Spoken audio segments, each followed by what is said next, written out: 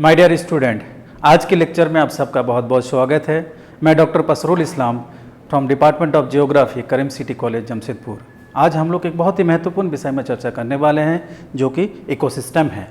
ये टॉपिक आपकी सेमेस्टर 6 और सेमेस्टर 1 बच्चों के लिए बहुत ही महत्वपूर्ण है। तो चलिए शुरू करते हैं। सबसे पहले हम लोग बात करेंगे शब्द की। इकोसिस्टम शब्द आया कहाँ से है? इकोसिस्टम शब्द यह है एक आइकोस शब्द से, जो कि ग्रीक शब्द है जिसका मीनिंग है होम और एक काइंड ऑफ घर या घर जैसा। तो आपको ये याद रखनी है, ये शब्द आया कहाँ से? ग्रीक से। इसका ये कौन सा शब्द है? आइकोस है, और इसका मीनिंग क्या है? होम और घर जैसा। और ये वर्ड सबसे पहले किसने इस्तेमाल किया है? ये सबसे पहले इस्तेमाल किया है ऑथर ट्रांसलेन है, जिसको कहते हैं ये ट्रांसले, जो कि 1935 में इस्तेमाल किया है। राइट। अब आगे हम लोग बात करेंगे कि इकोसिस्टम है क्या।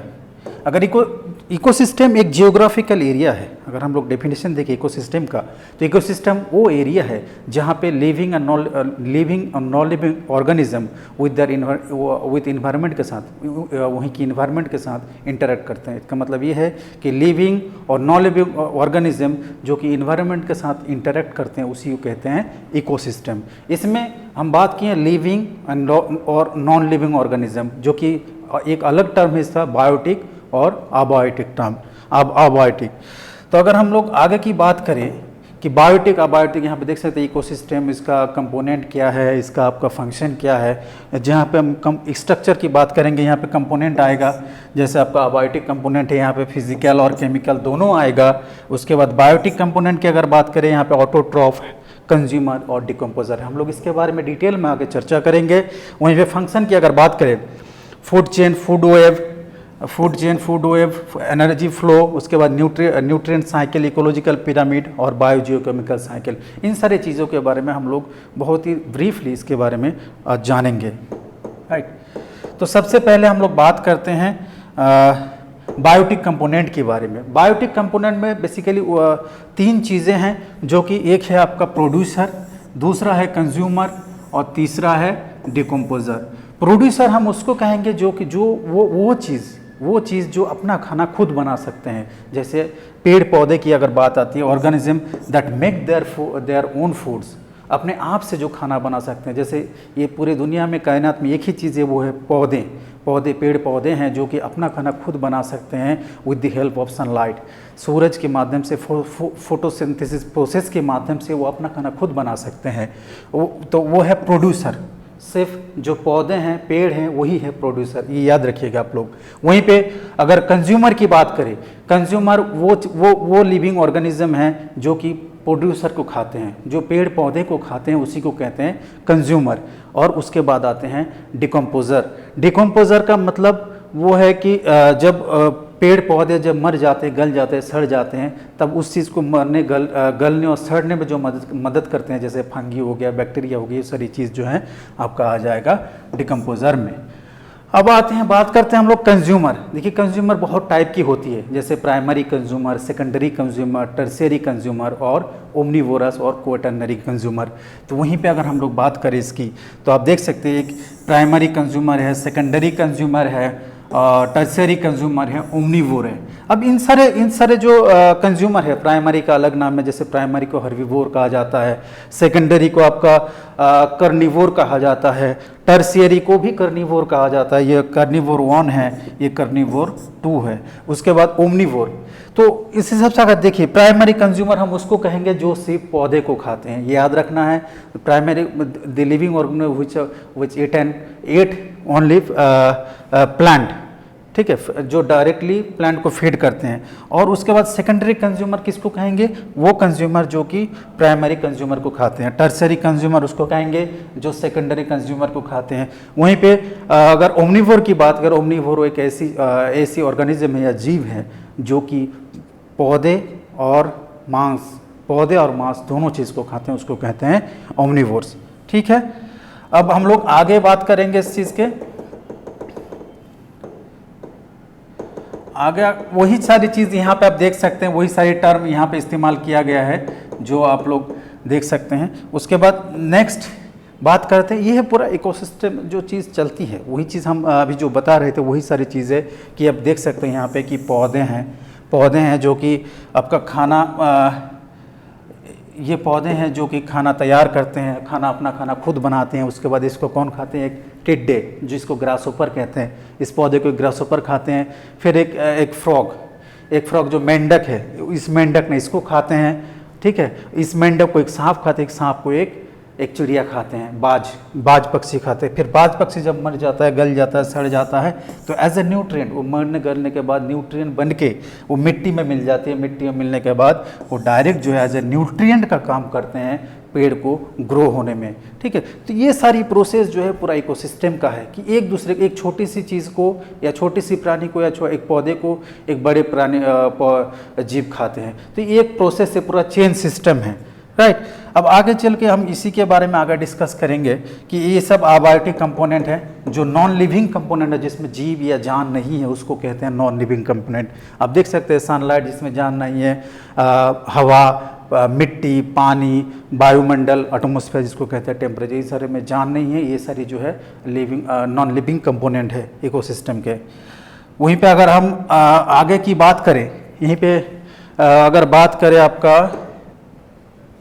राइट, यहाँ पे बात करेंगे फूड चेन की। हम जैसे बताए थे इकोसिस्टम की फंक्शन के बारे में कि यहाँ पे अलग फंक्शन है, food chain, food web, right. तो फूड चेन की अगर बात करें तो वही सेम इकोसिस्टम का कंसेप्ट है। एक चेन सिस्टम में जैसे साइकिल या बाइक का चेन होता है या गले का चेन होता है, उसी चेन सिस्टम में ये पूरा बंधा हुआ है। उसी टाइप से ही है कि एक दूसरे से जुड़ा हुआ है। जैसे प्रोड्यूसर एक आपका प्लांट है या पौधा है, उस पौधे को ये प्रोड्यूसर एक पौधा है, उसको एक टिड्डे खाते हैं, टिड्डे को एक मेंढक खा जाता है, उस मेंढक को एक सांप खाता है, उस सांप को एक बाज पक्षी खा जाते हैं। और उस बाज पक्षी मरने सड़ने गलने के बाद एज ए न्यूट्रिएंट मिट्टी में मिल जाते हैं और मिट्टी के साथ फिर से आके जो है आपका पौधे को बड़े होने में मदद करते हैं। इट मीन्स इसको हम अलग तरीके से ऐसे भी कह सकते हैं कि हम एक दूसरे के ऊपर जो है सारे लोग डिपेंडेंट, एक छोटे जीव को एक बड़े जीव खाते हैं। तो ये पूरा जो है एक फूड चेन है। फूड चेन का मतलब सीक्वेंशियल इवेंट, एक दूसरे के ऊपर सीक्वेंस से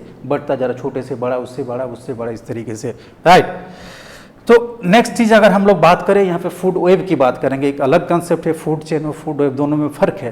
कैसा फ़र्क आप देख सकते हैं यहाँ पे कि फूड चेन में हम एक का ही बात कर रहे थे कि एक को खा रहे हैं, दूसरे को खा रहे हैं, तीसरे।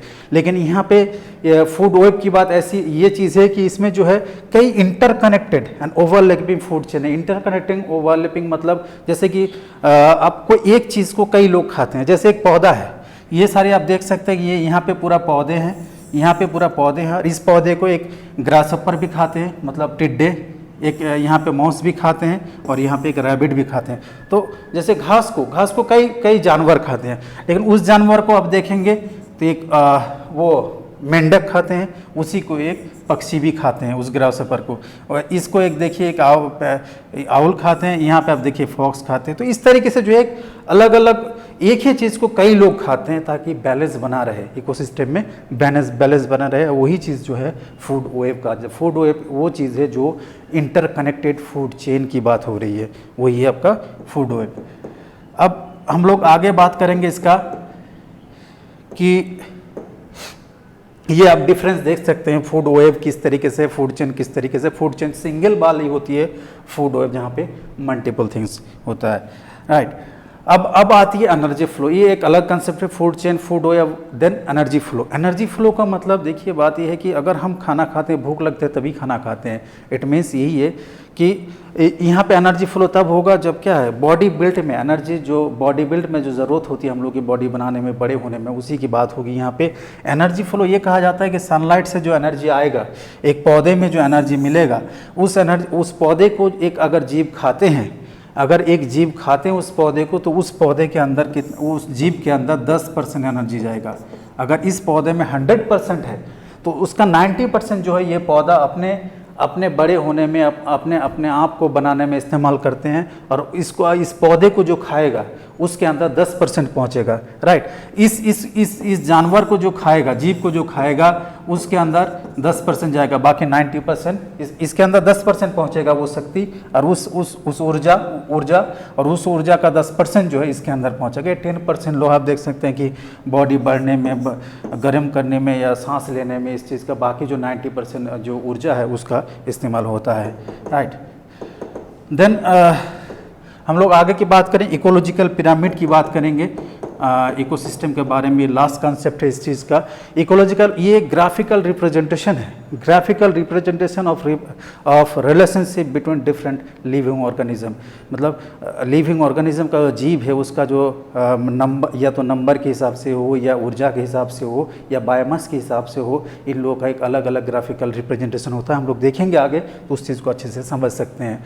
तो एल्टन, चार्ल्स एल्टन, अगर ये याद रखने वाली चीज़ है कि चार्ल्स एल्टन ने पिरामिड नंबर्स दिया है, जो नंबर पिरामिड से वो दिया है चार्ल्स एल्टन ने। ये सारी चीज़ बहुत ही इंपॉर्टेंट टर्म है जो आपको याद रखनी चाहिए, और रखनी चाहिए कि रखनी पड़ेगी। हटचिसन एंड लिंडेमैन, इन दोनों ने जो है एनर्जी पिरामिड या प्रोडक्टिविटी की कंसेप्ट के बारे में बात की है, एनर्जी पिरामिड और प्रोडक्टिविटी। तो पिरामिड 3 प्रकार की होती है, आप लोग देख सकते हैं। एक है नंबर पिरामिड, एक है बायोमास पिरामिड, और तीसरा है एनर्जी पिरामिड, राइट। अब इन तीनों पिरामिड के बारे में हम लोग थोड़ा सा ब्रीफली इसके बारे में हम लोग डिस्कस करेंगे। अब बात करते हैं नंबर पिरामिड की। नंबर पिरामिड की बात अगर करें, it is a relationship between different trophic level of ये food chain with respect to their number of the individual they comprise. मतलब कि the number of living organism decrease with the increase of food chain, trophic level. यहाँ पे आप देख सकते हैं कि ये ट्रॉपिक लेवल 1 है, ये 2 है, ये 3 है, और ये है 4। तो ये सारे ट्रॉपिक लेवल है। अगर हम नीचे से ऊपर की तरफ जाएंगे तो देखेंगे कि जो नंबर ऑफ वो है जीव है, उसका जीव हो या प्रोड्यूसर है, प्रोड्यूसर से लेकर जीव धीरे धीरे जो है नंबर घटता जा रहा है। यहाँ पे भी देख सकते हैं कि प्रोड्यूसर ज़्यादा है, उसके बाद कंज्यूमर उससे थोड़ा कम, प्राइमरी कंज्यूमर, सेकेंडरी कंज्यूमर उससे थोड़ा कम, टर्सरी कंज्यूमर उससे और कम, ठीक है। तो इस तरीके से जो है एक ट्रायंगुलर शेप बनता है, ताकि इकोसिस्टम में बैलेंस बरकरार रहे। इट मीन्स कि बनाने वाले से ज़्यादा खाने वाले कम है, धीरे धीरे कम होता जाता है, राइट। अब हम लोग आगे इसी चीज़ को हम लोग आगे बात करेंगे। इसका अलग जो टाइप है, ये यहाँ पे हम बात करेंगे एनर्जी पिरामिड की। ये दूसरा वो अभी जो बात की वो नंबर पिरामिड है, यहाँ पे हम बात करेंगे एनर्जी पिरामिड की। यहाँ पे वो हम दिखाए थे आपको एनर्जी फ्लो किस टाइप से होती है। वही चीज़ है यहाँ पे कि प्राइमरी प्रोड्यूसर को जब खाएगा, हम एक पेड़ को जब कोई जीव खा रहे हैं, उसके अंदर अगर उस पेड़ में 100% अगर ऊर्जा रहता है तो उस ऊर्जा का 10% जो उस जीव में जाएगा जो उसको खाएगा। अब उस जीव को जो खाएगा उसका 10%, तो इस तरीके से जो है ऊर्जा घटता जाएगा। और इसी वजह से जो है ट्रॉपिक लेवल 4 से 5 ही होता है, कहा जाता है trophic level 1, trophic level 2, trophic level 3, trophic level 4 और ट्रॉपिक लेवल 5। इसीलिए कहा जाता है कि 5 से ज़्यादा नहीं होता है, क्योंकि उसके बाद आपके पास ऊर्जा बचेगा नहीं, खत्म हो जाता है। तो हर स्टेज में आप देख सकते हैं कि यहाँ पे जो प्रोड्यूसर है उसके पास 1 लाख है, वहीं पे देखो कि जो प्राइमरी प्रोड्यूसर हर्बीवोरस जब इसको खाएगा ये, तो इसके पास कितना हो जा रहा है, 1000 हो जा रहा है। अब इसको 10,000 हो जा रहा है, यहाँ पे 1 लाख है। अब इसको जब ये खाएगा तो इसके पास 1000 हो गया, यहाँ पे 100 हो गए, यहाँ पे बचा 10, ठीक है। तो इस तरीके से जो है ऊर्जा जो है जितना ऊपर जाता जाएगा लेवल, ट्रॉपिक लेवल जितना बढ़ता जाएगा, इसका ऊर्जा उतना ही घटता जाएगा, ठीक है। तो उसके बाद नेक्स्ट अगर बात करें हम, नेक्स्ट ये है आपका लास्ट पिरामिड्स। बायोमास की बात हो रही है। बायोमास वो है जो कि total mass of living organism और population present at a given area. मतलब किसी भी पर्टिकुलर एरिया में जो इतना प्रकार की जीव जानवर या पेड़ पौधे हैं एक छोटी सी जगह में, उसी को कहते हैं आपका बायोमास। बायोमास पिरामिड की अगर हम बात करें तो ये भी उसी टाइप से है, लेकिन इसमें एक चीज़ ध्यान रखने वाली चीज़ है वो जो कि बहुत जगह कंपटीशन में पूछ लेते हैं कि एक है अपराइट पिरामिड और दूसरा है इन्वर्टेड पिरामिड। आप देख सकते हैं इसका शेप आप देख सकते हैं इसका शेप कि अपराइट पिरामिड इस तरीके से है और इन्वर्टेड पिरामिड इस तरीके से है, राइट। और इन्वर्टेड पिरामिड जो है ये ज़्यादातर एक्वाटिक होती है, मतलब जल में जो आपकी बायोमस रहता है, या हम पॉन्ड की अगर बात करें, तालाब की बात करें, तो तालाब वगैरह में, तालाब में खास करके इस टाइप की पिरामिड आपको देखने को मिलेगा, एक्वाटिक पिरामिड, जो कि उल्टा पिरामिड है, जिसको कहते हैं इन्वर्टेड पिरामिड, राइट। और उसके बाद है अपराइट पिरामिड। अपराइट पिरामिड जो नॉर्मल पिरामिड है, इसमें वही है कि पेड़ पौधे हैं, उसके जानवर खाते हैं उसको, और कोई और जानवर खाते हैं उसको, कोई और जानवर खाते हैं। तो ये था आज के मुख्य डिस्कशन। ये ब्रीफ हमने आपको डिस्क्राइब करने की कोशिश किया है कि किस तरीके से जो है इकोसिस्टम कंसेप्ट बना है, इसका क्या इकोसिस्टम क्या है, इसका शब्द कहाँ से आया, किसने दिया, कब दिया, इसका मीनिंग क्या है, डेफिनेशन क्या है, इसका अलग अलग कंपोनेंट क्या है, ठीक है, अलग अलग कंपोनेंट का क्या क्या विशेषताएं हैं, और इसका फंक्शन के बारे में भी हम लोग बात किए हैं, food chain, food web, energy flow, हाँ, तो और इकोलॉजिकल पिरामिड, तो इन सारी चीज़ों के बारे में हम लोग डिस्कस किए हैं। आज के लिए बस इतना ही, फिर हम लोग मिलेंगे नेक्स्ट लेक्चर में, तब के लिए गुड बाय।